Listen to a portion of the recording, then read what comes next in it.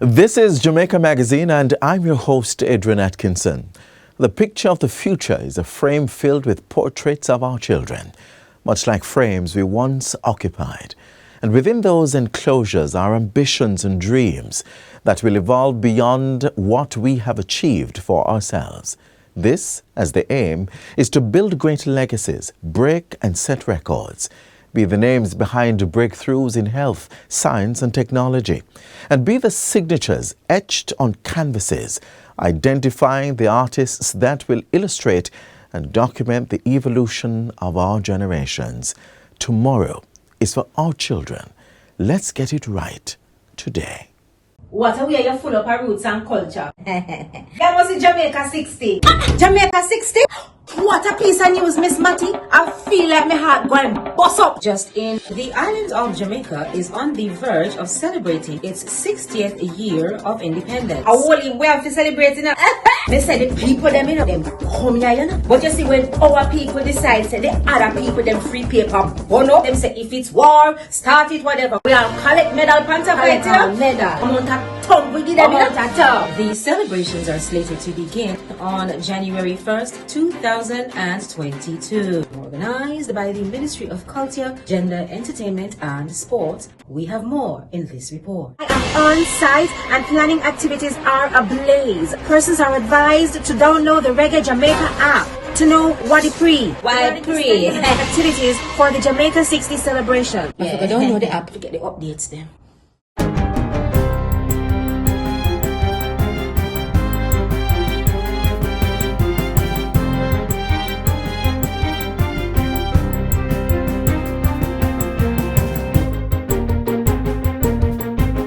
Good day, I'm Lorraine Mendez and this is your JIS News for Tuesday, March 29. Finance Minister Dr. Nigel Clarke has been elected chair of the Board of Governors of the Inter-American Development Bank, IDB, and the Inter-American Investment Corporation for the 2022-2023 financial year. Dr. Clarke's appointment was announced yesterday during the IDB's annual meeting of Board of Governors. As he expressed gratitude for the appointment, Dr. Clarke reiterated Jamaica's commitment to being active participants in the IDB. Jamaica looks forward to deepening our partnership with the IDB as we continue to recover and reform, and as we seek to position ourselves as an economy that is open and ready for private sector investment that can catalyze sustainable and inclusive growth, even as we pursue public investments geared towards human capital, social and infrastructure development. Dr. Clarke was nominated by Paraguay's finance minister and IDB country governor and seconded by Canada's temporary alternate governor.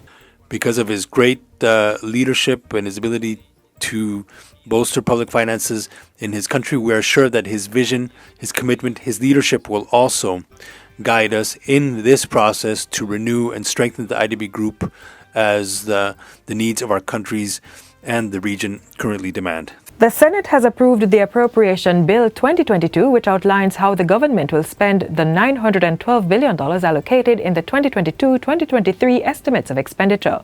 The bill authorizes expenditure for the financial year and stipulates how the money will be allocated to the various services and purposes of the government. Industry Minister Senator Aubin Hill, who piloted the bill on Friday, says the legislation takes care of the people. In this budget, the minister has outlined a spend of $40.6 billion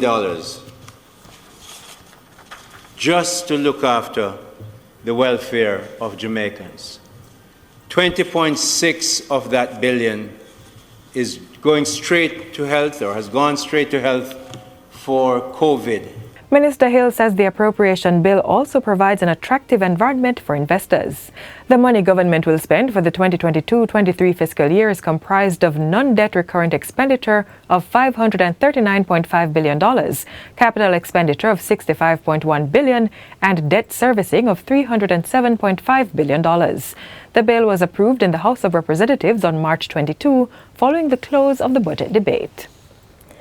In other news, Prime Minister Andrew Holness says the new social housing program NCHIP will support government's strategic approach to fighting crime and violence on the island. According to Mr. Holness, the build-out of housing solutions will improve living conditions, in turn lifting the general well-being of Jamaicans. The Prime Minister says this thrust will also impact children's learning and behavior, which will ultimately reduce the level of criminality in the society. We can't dismiss that there is a connection between poverty, our economic independence, or lack thereof, and the social state of our society, crime and other forms of deviance. The government is doing its best, given our economic resources, to address the social issues which are driving the crime and violence that we have in the society. Prime Minister Holness was speaking on Friday as he handed over a social housing unit at Shotover District in eastern Portland. National Security Minister Dr. Horace Chang says government will be using social services, including education and healthcare, to reconnect with neglected youth in stigmatized communities. Minister Chang says the move is necessary as many young people, particularly males who are feeling detached from social service structures, are among those responsible for crime and violence across the country. We have to ensure that individuals in these communities, while we're not in any way discrediting these schools, ensure that they get quality education at these, and where those who cannot afford to get to these basic schools, we provide them with infant schools that have at least equal quality, that they begin to feel that we respect them, we are offering them equal opportunity. Indeed, we are offering them equity in the society.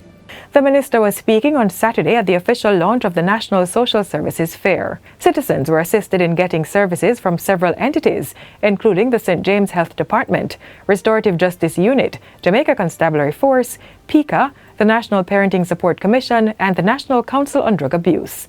The Social Services Fair is the latest undertaking by the Ministries of National Security and Education to reconnect at-risk youth. And finally, Jamaica is now in receipt of just over $628,000 in medical equipment to bolster the national COVID-19 pandemic response. The donations were handed over on Thursday by the governments of Canada and the Republic of Korea. The contributions were facilitated through the Pan American Health Organization and World Health Organization under the Canada-Caribbean Disaster Risk Management Program. Korea's gift, valued at $500,000, includes 50 defibrillators, 50 ECG machines, and 100 physiological monitors. Canada issued critical care beds, ECG and blood pressure machines, laptops, video laryngoscopes, and privacy screens worth over $128,000. And that's it for JI's News Today. I'm Lorraine Mendez. Thanks for watching.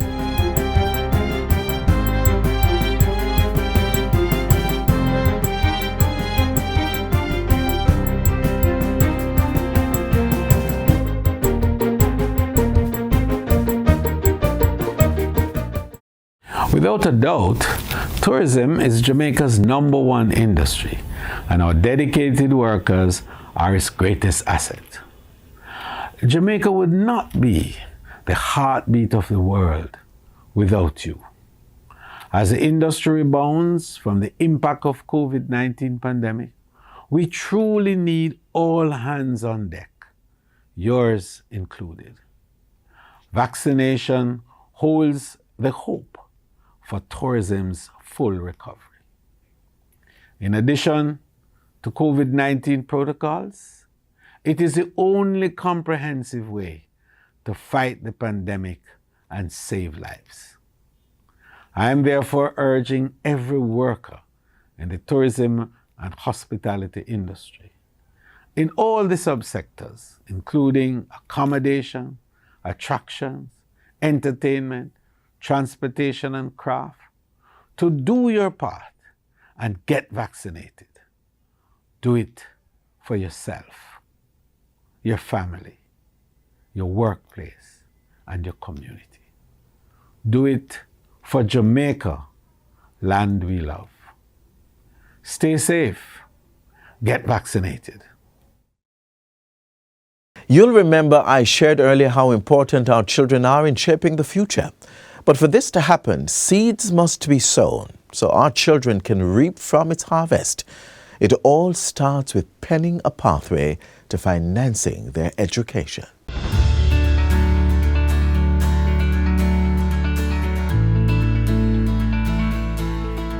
Hello everyone, I'm Xavier Campbell, an educator, financier and entrepreneur. Education is very important to our development and can take years to achieve the highest level. It is also very costly and some persons will have a difficult time finding the money up front, especially in the absence of careful financial planning. So, within the next few minutes, I want to share a few steps that will guide your approach to financing your child or children's education. Let's start with, when should we begin that financial planning? According to the Chinese proverb, the best time to plant a tree was 20 years ago. The second best time is now. Although there is no perfect time to begin planning for your child's tertiary education, starting as early as possible is the best way to ensure you are prepared financially and avoid the common pitfalls. Having a step-by-step plan is the best way to ensure that you are able to finance your child's education without sacrificing your personal financial plan.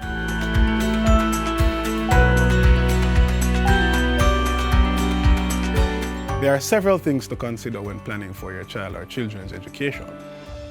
However, most notable among them are parents must identify the future costs of tertiary education and have a clear sum in mind of what their target will be. Then work their way backwards to present and see how best they can earn to realize the future goal. A clear financial plan should be put in place either by the parents themselves or with the help of a professional financial planner. The discipline is what follows the plan to ensure that all financial objectives are being taken care of in terms of allocations and meeting the various timelines set out by the plan. Once all incomes and expenditures remain in accordance to the plan, by the time your child reaches maturity, their tertiary education funding would have been readily available to offset the costs associated.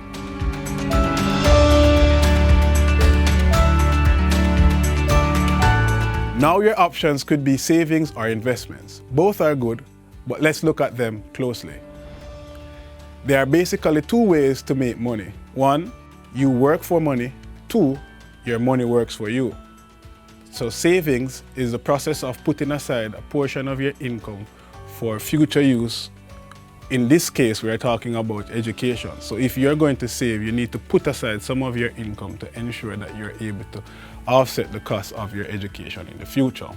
While investment is you putting money aside that will generally earn interest over the period of time that you put it aside for. Therefore, having a plan inclusive of savings and investments can put parents in a better position to offset the future expenses of education.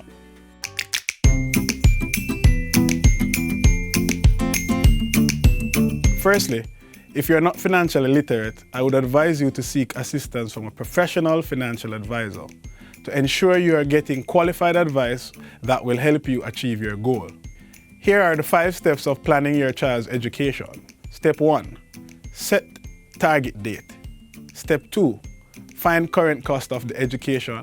Step 3, find target amount. Step 4, estimate the returns you can generate. And step 5, calculate the monthly contribution. Here are some additional things to consider. A partner plan is a very good thing. Creating a savings account and/or fixed deposit. Invest in one of the various educational products available from a preferred financial institution. And maintain your discipline while ensuring that the projected amounts are allocated at the appropriate time to achieve your financial goal effectively and efficiently.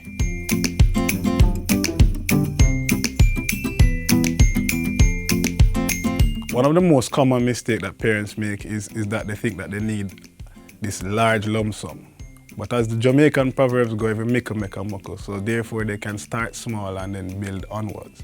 Now another mistake that they normally would make is the fact that they think that savings alone would help in terms of offsetting the costs in the future. what I would recommend is for them to use a culmination of both savings and investments in order to achieve their financial goal.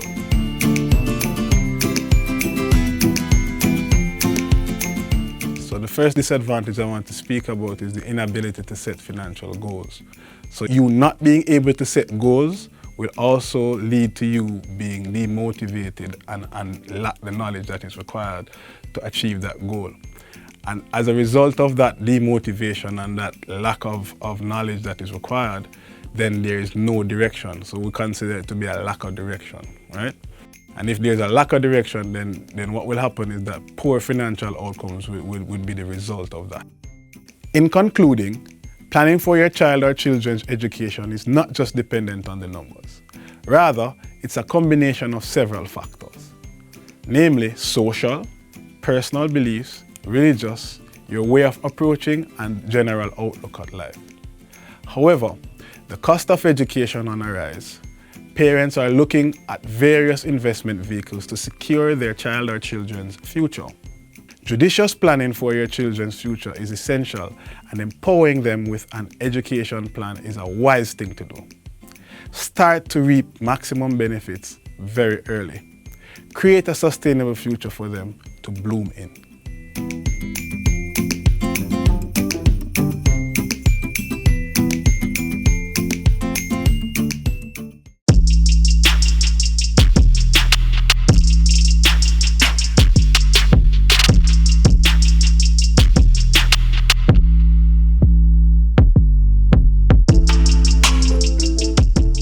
The travel pad application was created by the Transport Authority for the protection of the commuting public. Please download the travel pad application on the Google Play Store or the Apple iOS Store. Once you download the application, put in your phone number, register the application under your phone number, and then you'll be able to verify the license plate that you're going in. Once you verify the license plate and the information of the vehicle, you will then be able to share that trip of the vehicle that you're in. And if there is difficulty on the trip, you will then be able to push a panic button and share your location with others as well. Download the application, give us our feedback at customerservice@ta.org.jm. Don't forget, it's free to download, free to use. One sure lesson that time has taught us is that no career is gender specific, making it easier for current and upcoming generations to unlock opportunities that were once inaccessible. Here's how one such field is making accommodations for our women.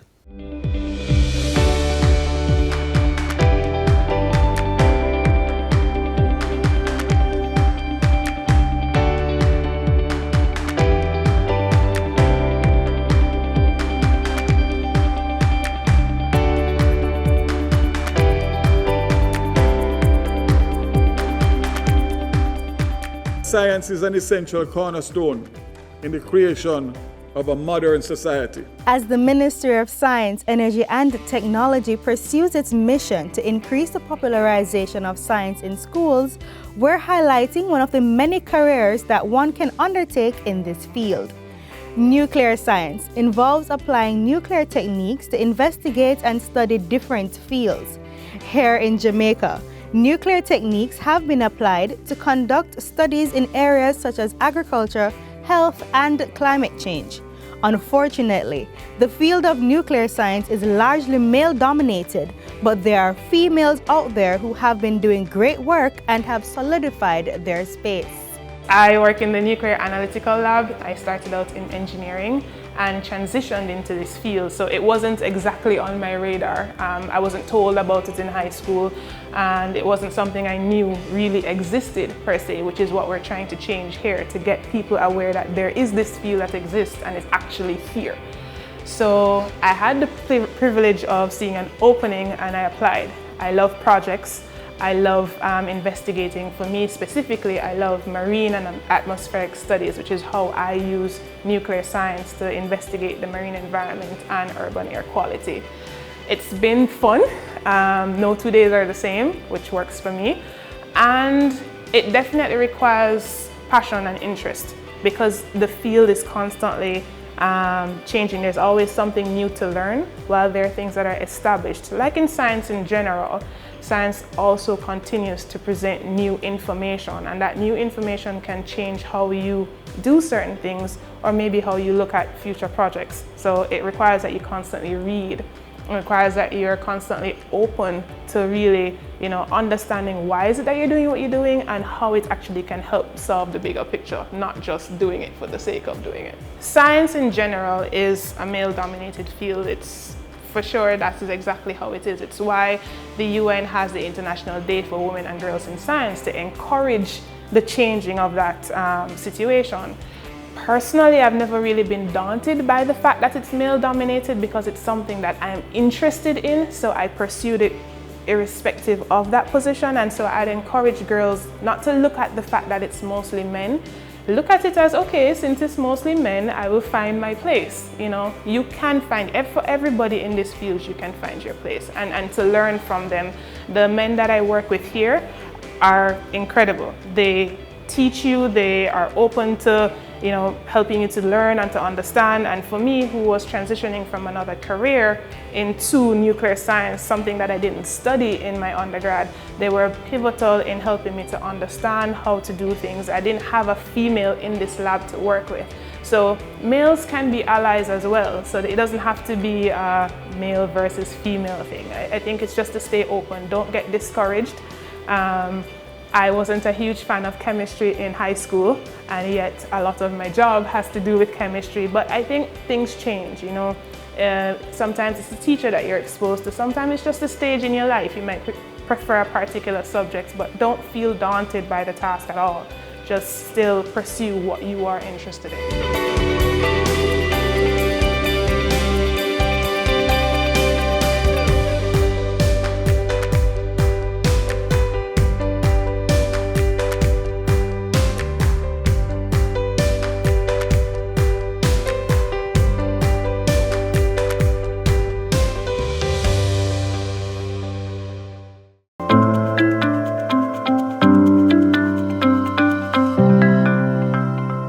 I want to encourage the membership of the Seventh-day Adventist Church, but more so the citizens of Jamaica to respond to the opportunity to be vaccinated. The evidence around suggests that most persons who are being hospitalized are those persons who have not taken any form of vaccine.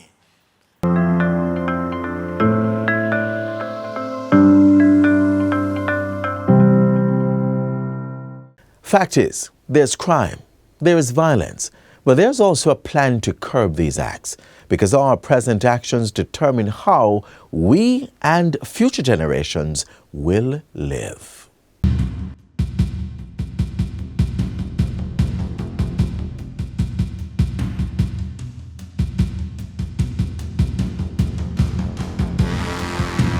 What you're seeing, or what I'm going to introduce, which is the Joint Anti-Gang Task Force, is all about continuing our focus on guns, gunmen, and gangs.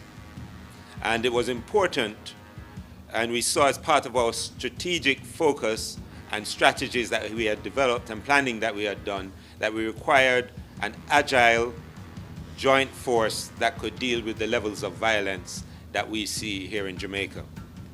The JDF has been committed, intentional, and strategic about the support we provide to the JCF as we work to reverse the norm of gunmen being comfortable in any space. It is not bound by any particular geographic space, but will move fluidly across the country to interrupt gang activities, to disrupt and deter those, to recover firearms or seize firearms, and also to focus on those people who are intent on creating death, mayhem, and pain in our society. The JDF will bring dynamic and flexible military expertise to this task force, ensuring joint intelligence and the securing of the spaces in which we engage.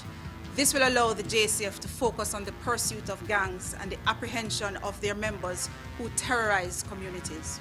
The task force has been in operation now for a week, and over that week We have seized 7 illegal firearms, 1,200 pounds of compressed ganja.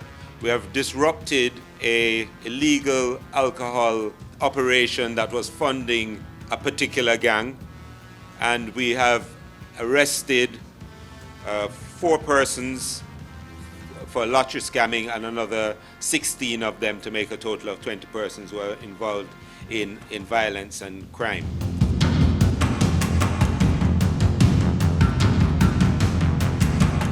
Now, the way the Joint Task Force works, none of these were achieved only by themselves. We work with the Lotto Scam Task Force, we work with CTOC, we work with territorial police, i.e. the police in the various divisions and areas. And it gives them, each one of these, far more capacity when they need it to deal with situations that can become or are highly violent. We have recruited some 70 plus persons, young Jamaicans, who had gone through the Jamaica National Service Corps program. They trained for a year or so as soldiers, and then we recruited them and ran them through the entire police training program. So these are qualified soldiers, qualified police officers, and they make up part of the task force and are familiar and comfortable in both the military environment and the policing environment. And that's part of creating the synergies to work more effectively as a joint group. Through this joint initiative with the JCF, you can trust that this is our intention to create a safer Jamaica. So we are creating the conditions, and this is part of our ongoing transformation, modernization, and responses to a situation that has plagued us for over 2 decades, and we're determined that we're not going into a 3rd decade with it as it is. And as part of that, we require and would ask for public support and public confidence. I want Jamaica to focus on collaboration that is required to reap tangible results. Please work with this anti-gang task force. We want to protect you. We want to protect Jamaica for a safer and secure future.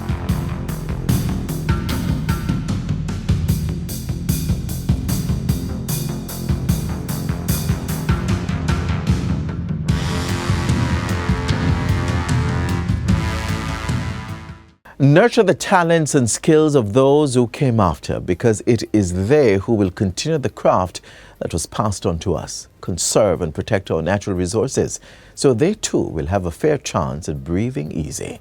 Love out loud, and let that be the foundation on which they will grow and thrive. Tomorrow is for our children. That's it from us here at the Jamaica Information Service. Remember to connect with us on our website, social media pages, and YouTube channel. The team here at the JIS thanks you for tuning in. And until next time, I'm Adrian Atkinson. Do take care. This has been a production of the Jamaica Information Service, the voice of Jamaica.